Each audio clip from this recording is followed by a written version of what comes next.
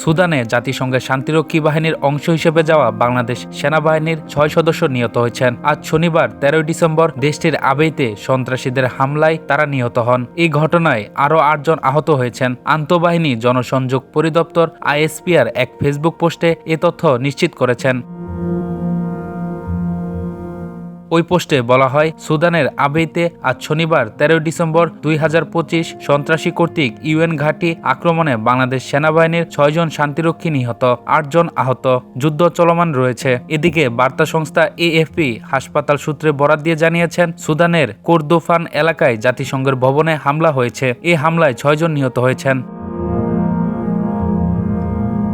বাংলাদেশ সেনাবাহিনীর এক ফেসবুক পোস্টে জানিয়েছেন, সুদানের আবেই এলাকায় অবস্থিত জাতিসংঘ শান্তিরক্ষী মিশনের একটি ঘাঁটিতে সন্ত্রাসীদের আতর্কিত আক্রমণে বাংলাদেশ সেনাবাহিনীর মোট 14 জন শান্তিরক্ষী হতাহত হয়েছেন। এর মধ্যে 6 জন শান্তিরক্ষী নিহত এবং 8 জন শান্তিরক্ষী আহত হয়েছেন।